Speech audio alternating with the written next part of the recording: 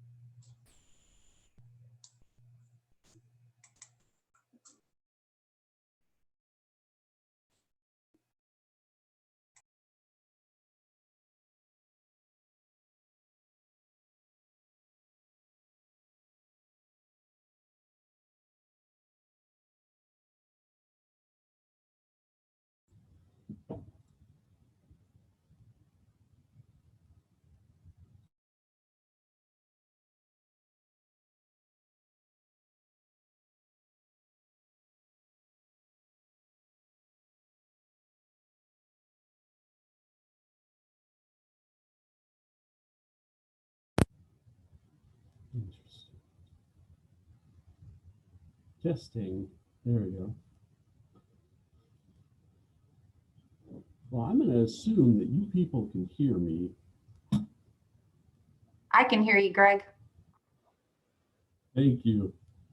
Yeah, oddly, I've got two different microphones set up. I have one as a backup. My primary doesn't show up on the menu today, so I'm having to go to the, and that's why you put a backup in place. Well, welcome everybody. I'm Greg Skogsberg from TWH Annuities, and we are here today to show you a really cool way to have conversations with clients about something to do with long-term care, but in a way that they're really going to want to hear, and it's going to help you set more appointments and make more sales. And we know this from our own personal experience because we've been marketing asset-based long-term care for a really long time, about, and as far back as I can remember, maybe 15 years. You'll also notice on the screen, in addition to our expert, Jamie Mueller, that's going to be speaking on this because she can tell you about it way better than I can. You'll notice we also are proud sponsors of the College Funding Solutions Company. This is a group that uses financial advisors to go out and help parents get their kids into better colleges and pay less in tuition over time. And this product, asset-based long-term care, really can fit into that wheelhouse as well. So if you're helping a couple or some parents try to save money on college, they might need to hide some assets, quote unquote, hide them so that the kids qualify for more financial aid. And putting money into whole life insurance products is one of the ways that we do that. And not only does that generate a sale for you, but it helps the parents. And if they don't have long-term care, this is a solution that we can use. I'm going to move forward here, but before we get going into the presentation, I want to ask a question, and you can do the answering to this question just by typing into the chat box. And look at your Zoom controls. There's a little thought bubble or chat bubble. If you click on that, you can type in the answer. You don't need to type in anything more than just yes or no. We just want to get a feel for what level of experience you have out there with long-term care of any kind. And so the question is, have you ever sold a long-term care policy of any kind? regular long-term care, or an index annuity that has a lifetime income rider that has a long-term care type of component to it, any type of LTC at all, just please type into your chat window yes or no. Thank you very much. I see that everybody is typing in. Thank you. That helps. Now, I want to give you just a really quick example of how we've used long-term care or asset-based long-term care to make more appointments and make more sales. I've been going around and doing lunch retirement seminars with agents all over Southern California for the last 15 years until COVID came along. And we would do 2 to 6 seminars a month at restaurants all over Southern California. And I'd go with an advisor and we'd set appointments after the seminar and we'd make sales. We use long-term care, asset-based long-term care in our presentations. And I'll tell you, when we added that component, our appointment setting jumped from about 50 to 60% per meeting to about 70 to 80%, because people in the retirement phase of life are very interested in long-term care, and especially this type of plan. And here's how we did it. We set the stage by saying, hey, this is long-term care that if you never use, you never pay for. And man, that would get people's attention. So I want to throw that out as a sales tip, that you can say, hey, Bob, have you heard about the type of long-term care that if you never use it, you don't pay for it? No, how does that work? So we'd run through a real quick real-life example of a client where we helped her move about $75,000 that she had sitting at the bank, moved it into an asset-based long-term care plan. It got her about 6 years worth of coverage at about $4,300 a month. Now I need to update my rates here. Admittedly, this was back before COVID hit us. But here's the sale part. That $75,000 sits there. You never have an ongoing premium. If you need the long-term care, there's a benefit. If you don't, there's a tax-free death payout to your heirs. And if you needed it, there's always access to that money as well through some liquidity. But when we added this one slide to our seminars, we made a heck of a lot more appointments and made a lot more sales. And I just want to share that with you, that the reason we're doing this to help you is to give you something else to tell your clients about that's going to help you do more business. Now I'm going to try and turn this over to Jamie, who is an expert in this area, way beyond my level. Jamie, here we go. I'm going to hit remote control and hand it to you. Now give it a shot, see if anything moves. All right, let's see here. Oh, maybe. I think we got it. We do. Okay, I'm in control, and I'll take it over from here. Are you ready for me to dig in? I am. I want to just. Yeah, go ahead. All right. Well, big thank you to you, Greg, and also to John for teeing this up today and allowing me the privilege and honor to work with the advisors that are, entrusting you and therefore entrusting me to impart some information here. So I love that example that you just gave, though, Greg, of that slide that you've used. It truly is a powerful conversation to be having with consumers out there. And that's really what makes the asset-based long-term care story so incredibly popular, and why we've seen such unbelievably and long, standing growth year over year. And unfortunately, why the traditional long-term care market is shrinking pretty much by the day. But I'm going to dig into one specific strategy where what Greg just kind of highlighted was maybe repositioning some money out of a CD. This one is focusing specifically on how to leverage existing non-qualified annuities, same concept, but we're going to talk about some really awesome tax advantages if this is the type of asset that we use. But I'm going to go ahead and just take a few minutes and just set the stage here for you guys, just for those of you that maybe aren't as familiar with asset-based long-term care and where it fits into the spectrum. And now all of a sudden, I'm having trouble moving the screen. Here we go. So what I like to do is present long-term care insurance on a spectrum. This was the way it was shown to me probably a decade and a half ago, and it just really resonated with me. So on the far left-hand side of the long-term care spectrum, you've got your traditional or your standalone long-term care insurance, right? Been around for a very, very long time. When you're looking at this particular type of insurance, though, you're only looking to fund long-term care benefits for some time in the future. Like that's it. That's really all it's there for.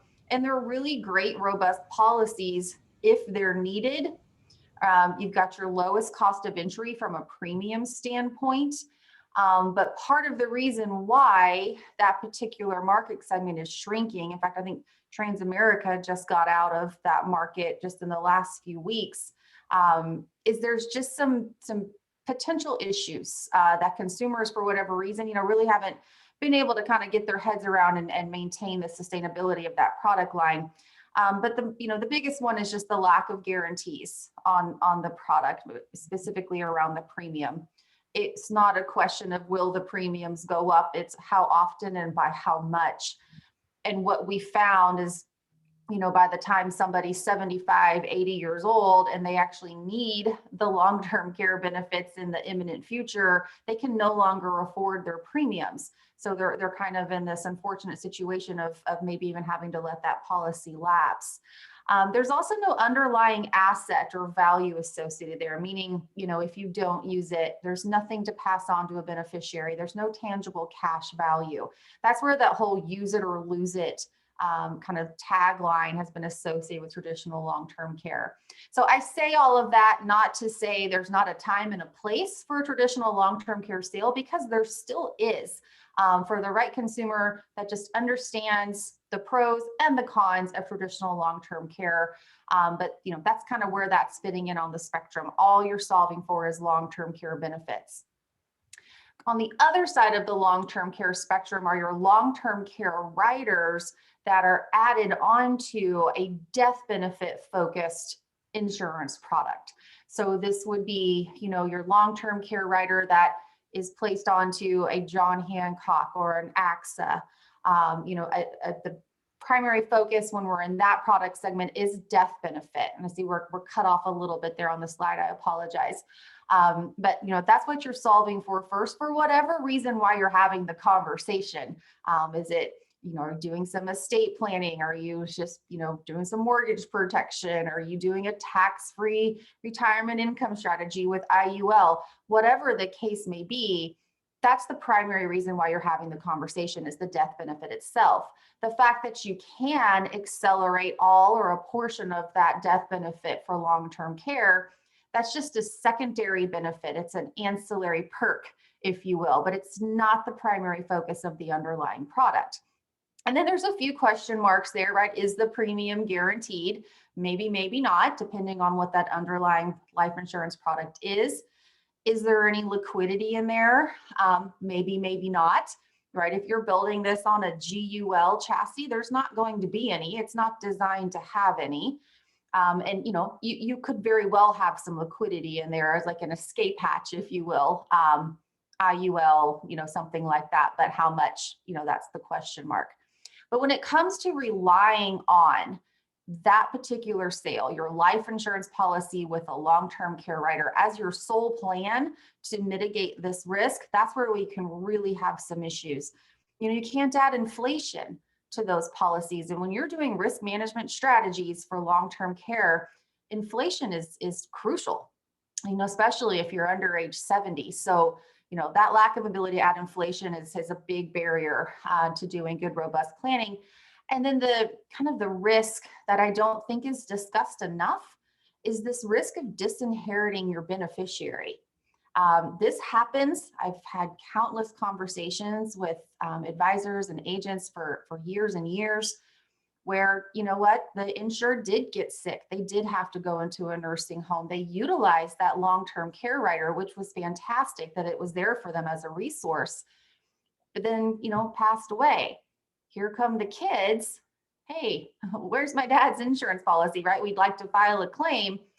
Oh, well, we had to use that, right, to pay for dad's care. Well, why didn't dad have long-term care insurance, right? So you can see how that could lead to an uncomfortable conversation because when we purchase life insurance, it's generally for a reason.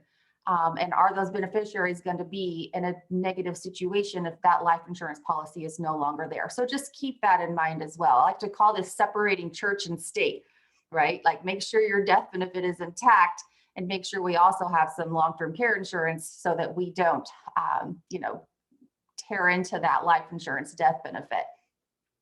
So I think we got a lag here in our internet, Greg. I'm trying to flip the slide here. So kind of right in the middle is our asset-based long-term care insurance. So when we're looking at asset-based long-term care insurance solutions, the primary purpose of our conversation is long-term care funding, right? That's the whole reason we're having this conversation, is planning for future care. But we're going to build that plan of care on an asset, okay? And it's almost always a life insurance policy, but sometimes it's an annuity, which is actually what we're going to talk about today. But we want to keep that death benefit to an absolute minimum. We really just want to keep it right at or just above the premium that we placed into the policy, just so we can answer that use it or lose it objection of traditional standalone long-term care. And by doing that, we're able to maximize the amount of long-term care dollars, per month, total pool, duration, for that premium dollar by keeping that death benefit to a minimum. But part of the big reason why asset-based long-term care has been so incredibly popular is all the guarantees associated with it, right? The premium is guaranteed to never increase once that policy is in place. So if you're on a 10 pay or even a pay to age 100, knowing that that premium can never increase is a huge reassurance. Even though we've got a higher cost of entry from a premium standpoint than traditional, it's there, you can count on it. It will never, ever increase on you. There's also guaranteed liquidity in these products. And, the amount varies depending on the ultimate product used and how we design it, but generally anywhere from 70 to 100 and 100+%. Again, depending the product and, how we design it. But just knowing that there's an escape hatch, if you will, should needs change, is a huge reassurance to consumers as well. Of course, the long-term care benefits fully guaranteed so long as premiums are paid, and that ability to add that crucial inflation protection is all in place. So, that's asset-based long-term care kind of in a nutshell, kind of big picture where it fits into the planning spectrum. So within the asset-based long-term care realm, the market, we've got two main categories of products. And bear with me while I try to flip the slide here. Unless, Greg, can you flip me? Oh, sorry, missed one slide here. So, we can go back. There we go. So one of the biggest questions I get week in, week out is, well, which is better? Which is a better solution for my client? A life insurance with long-term care rider or an asset-based long-term care solution?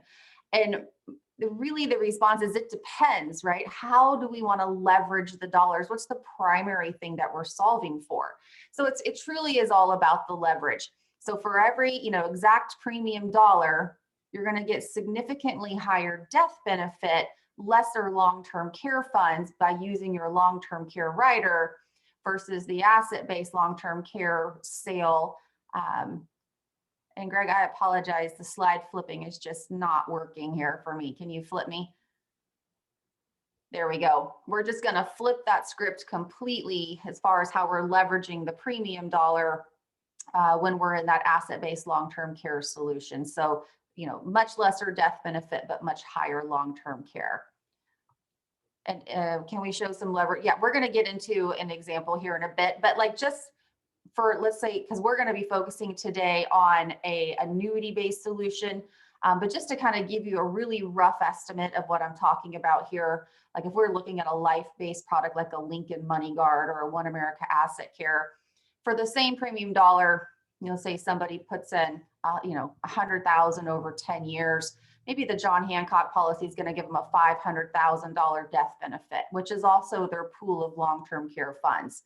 A Money Guard type product or Secure Care is going to possibly give them, 800, 900,000 of tax-free long-term care, but maybe only $106,000 death benefit. So that just kind of gives you an idea of the pretty dramatic difference in how the premium dollars are leveraged for these sales. Okay, so who are our big players here? And then we're going to dig into the fun stuff about the specific sales strategy that I gave you here. If we can get the slide to flip here. I almost feel like we should just share my screen really quick here, Greg, because I feel like everyone's. I made you the host. Is that not helping?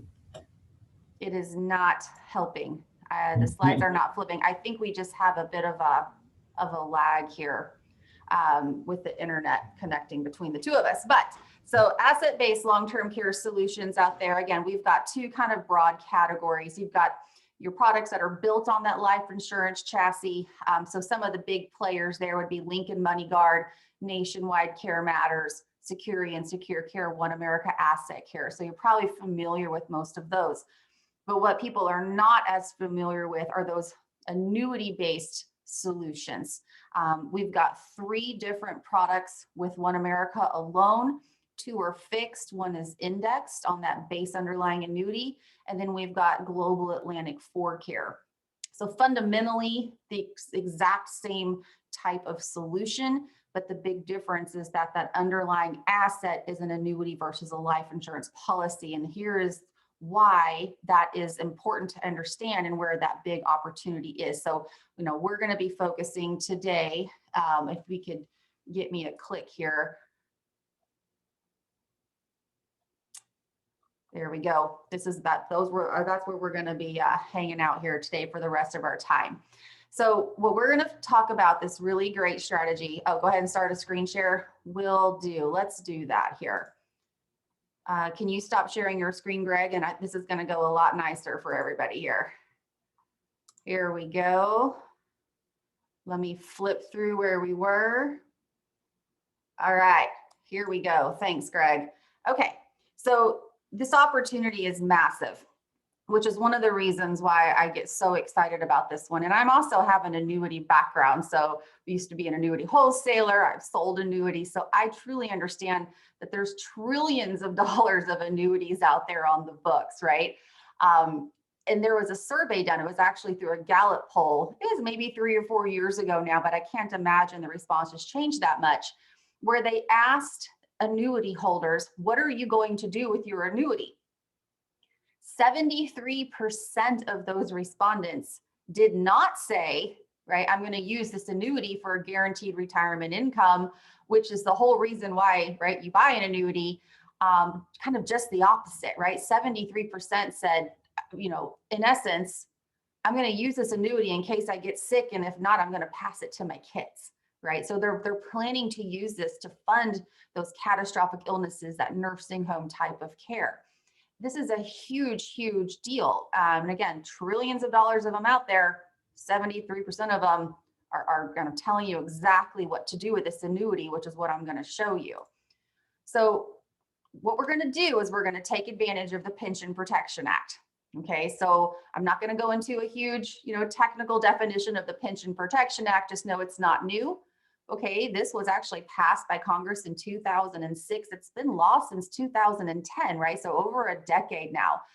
And really all it's trying to do is ease the burden on the Medicaid system by allowing people to use some of their own assets to fund their own long-term care, but we're going to give them some great tax advantages to motivate them to do so, right? So they give them a reason to go out and purchase some long-term care insurance so we can, not have to fund everything through Medicaid for, so many people. So, this is only applying to non-qualified annuities. So that's really important. Could also be done with cash value life insurance, just side note.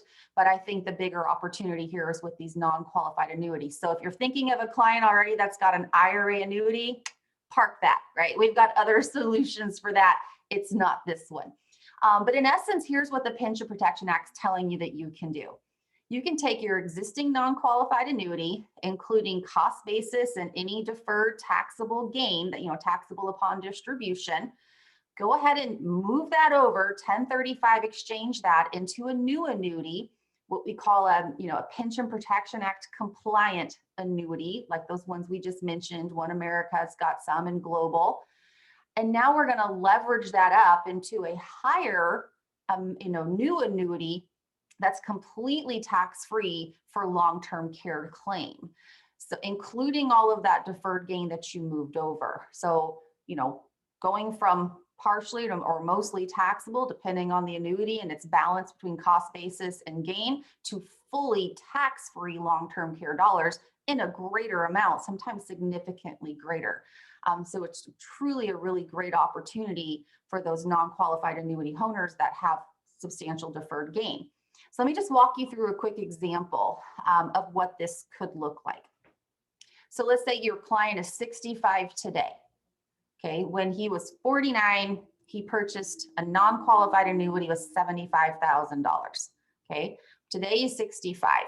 Just, looking to use this asset for some care. His plan right now is, hey, I'm just gonna, like, this is my asset right here. In case I get sick, I'm gonna use this annuity. Okay, great. Let's see what that would look like. Let's project 20 years into the future. Okay, we're gonna make some very simplified assumptions, full disclosure, very simplified just to paint the picture. So by the time he's 85, so 20 years down the line, that annuity should be worth right around $180,000. And we're just assuming a 2.5% average annual return on that annuity. So when he's 85, that cost basis is still our, $75,000. And now we've got $105,000 of deferred gain in that annuity. So sticks with plan A, he's going to use this annuity in case he gets sick. He gets sick. Just what could he get out of that, right? So let's just assume 5 years, 5 years of funds being pushed out of this annuity to fund some care. That would provide him around $3,000 a month for 5 years. And then, it's actually run out, right? It's over. And during that 5 years, he would have been subject to taxation on $105,000 on that deferred gain. Is it a horrible plan? No, right? And at the end of the day, taxes aren't the devil, despite what some people might think. And if we got to pay some taxes to accomplish something, then so be it. But the question is, and here's where the exciting opportunity is what if we didn't have to? What if we actually could put this client in a much better solution to address exactly what he's telling you he wants to do and avoid paying taxes on all those gains at all? So that's what we presented to this situation. This is actually based off of a real client. It's been about a year ago now, but we said, okay, look, here's the alternative, right? So you're 65. So that annuity was actually right around $110,000 at the time that it came to our door. So still with that $75,000 basis, was worth $110,000 at that point. So we said, okay, let's do a 1035 exchange of that $110,000. Okay, and we actually moved this over into a product called Annuity Care 2. So now let's project 20 years into the future and let's see what would be available you for long-term care at age 85. So we have a total, tax-free new annuity worth almost $275,000, right? A fully tax-free funds for care that, putting in that same 5-year type of benefit period, we jumped from $3,000 a month to $4,581 a month, and again, completely tax-free. So that was a lot. So let me just kind of summarize that for you. Plan A, go ahead and use the existing annuity, pay taxes on the gains as they come out, or 1035, all of that basis and gain, leverage it up, and in this case, almost $100,000 more of long-term care funds, and make it all tax-free when it's used for care. But let's say it's not. Let's say it's not used for care. That's okay, right? It's still an annuity at the end of the day.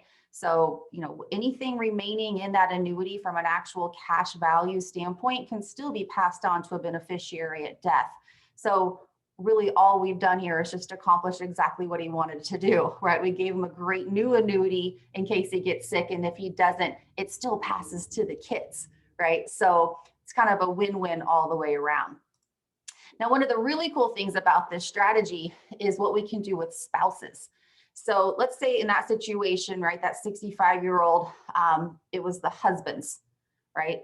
Well, how neat would it be if you could say, would you like to see how I can take this individually, individual annuitant, individual owner annuity and cover both you and your spouse for tax-free long-term care and still not break any 1035 exchange rules and still keep it all completely tax-free?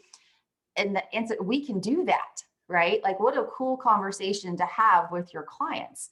And the reason we can do that is these products have a provision, what's called eligible person. And it kind of means exactly what it sounds like. So in this scenario, we can add his wife, and it does have to be a spouse in order to get this accomplished.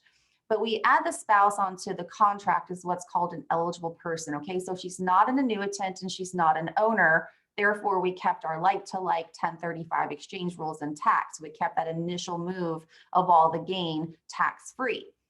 But she's eligible to receive the long-term care benefits as illustrated in the contract. The key to making it work is the spouse also has to be our sole primary beneficiary. So, these are owner driven at death. So let's say husband passes away. Well, wife's the sole Benny. So she's actually got two options. She can go ahead and do a spousal assumption, keep that rocking and rolling for her should she need care down the line, or she could just take the money and move to Fiji, right? It's her choice. She's the Benny on the contract, but it's really neat to have that, ability for her to also get the tax-free long-term care and have that flexibility upon the death of her husband as to what she wants to do with those, keep it for her own care or, take the money and do with as she pleases. So who are we looking for this strategy? Okay, the first two bullets here kind of go together. This is really ideal for clients that are at or near retirement and have what we call a dormant non-qualified annuity. And the reason why these are kind of lumped together is the last thing we want to do with this strategy is jeopardize somebody's income in their retirement, right? That's why we purchase annuities. I believe in annuities. They're very, very powerful tools. So it's kind of difficult for a lot of people to kind of make that call, like I'm not going to use this annuity for income and retirement until we're there or we're getting close to there and we can see the big picture of their assets and be very comfortable that we could go ahead and leverage this to another purpose. Surrender charges come up a lot on the existing annuity. Now, there's no hard and fast rule with the companies that issue the Pension Protection Act compliant annuities about surrender charges, but mathematically, right, we don't want it to break the whole thing. This is a tax play. This is about avoiding paying taxes on all those deferred gains for care. But if the surrender charge is too big, it's going to just eat into the amount that we're moving over, and it just doesn't make a lot of sense. So generally, maybe 3 years at the most left in a surrender charge period, and the math typically still works out very favorably. I've mentioned this a couple times, but significant deferred gain. The annuity that we're looking to use as our funding source, if there's minimal gain in that contract, let's say it was a basis of 75 and today it's worth 87, I don't know that this is the right strategy, right? We'd probably better off just to do a surrender, take the tax hit, and leverage it as just non-qualified cash into a Lincoln Money Guard or Security and Secure Care.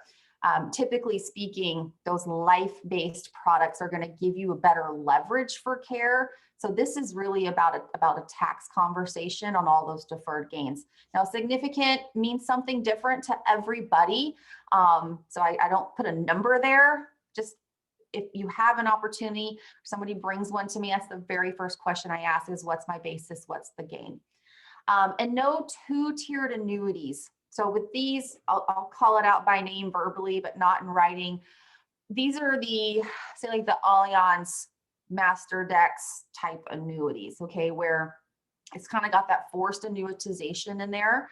In order to keep your upfront bonus and all of your index gains, you've got to annuitize the contract or turn on an income rider. But if you try to do a walk away, they're going to strip that bonus, they're going to strip your index gains, and you're only going to get the guaranteed minimum account value.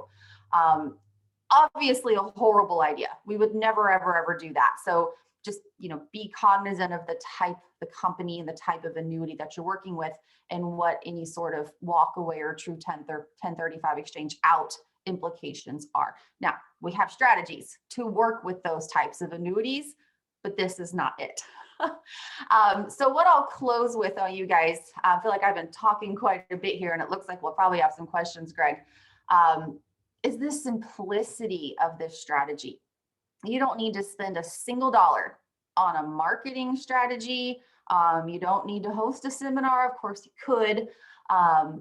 But this fits so beautifully just into your day-to-day conversations or your initial client meetings where you're reviewing assets that they have, or you're doing an asset review, an annual review with an existing client. If there's an annuity on the books, whether you sold it to them or not is completely irrelevant. If they've got a non-qualified annuity in their overall portfolio, you just ask them one question. Are you still planning to use the annuity for income during retirement? If they say yes, obviously, this whole thing we just went through is completely irrelevant. But maybe there's something else that you could do. Maybe there's a new, better, more suitable annuity, today that they don't have currently. But move away from this idea. But if they give you that indication that we went through in the beginning, that they're going to use that annuity in case they get sick, and if they don't, they're going to pass it to their kids. Now you just say, how would you like it, if I showed you how to leverage that up into tax-free long-term care, and not have to pay tax on all those gains. And I can't think of a client that wouldn't at least be curious enough to see what it is that you're talking about there. So with that, just got my contact information up there, which I'm sure, Greg, if you need to get that to anybody, feel free. And that is it for me. I'm going to pop it back over to you, Greg, to put you back in here in control. Am I back in control? Okay. I think that's where I need to be. Look at that. There you go. Yep. Okay. Well, so a couple thoughts. Let me see if do I have control now? Yeah. I love that you showed that the growth on an index annuity, if a person takes that and just divides it by whatever number of months they're going to need long-term care, it's going to run out way faster than the asset-based plan, and it's going to pay a lower monthly benefit on average. That leverage alone is worth the conversation. But I want to also throw in, even if you don't talk the client into making this sale, you sit down, you run the numbers with them, and they decide, I'm getting really good growth on this. I don't think I want long-term care. And never mind. Then you can pivot that to, let's take a look at the growth in your annuity that's 18 years old. I bet you're not doing as well as you could with a brand new annuity because the rates are better today and they have income riders. You can pivot that to an annuity sale, just a regular old annuity. Yeah, absolutely. Go ahead. Oh, I'm sorry. I thought it was something. I was agreeing with you. I was like, absolutely. That is one of the beauties of this strategy is you're at least having a conversation about that existing annuity. It could lead into all kinds of different sales. So sorry to chime in there, Greg. No, not at all. One question that I saw come in, and I don't know for sure the answer to is, what's the tax difference if I'm withdrawing money just from my indexed annuity and I'm paying for long-term care or nursing home or payments or whatever? Isn't that all tax deductible under the Tax Deferred Act, or is there some sort of tax advantage to doing the asset-based plan? So, oh gosh, that's a very good question and a bit of a complex one. So okay. As you're pulling money out of that existing annuity, right, all that deferred gain is going to be taxed as regular income. However, if the client can itemize expenses, medical expenses, now that's a big if they can itemize, there is that opportunity that there could wash that little bit.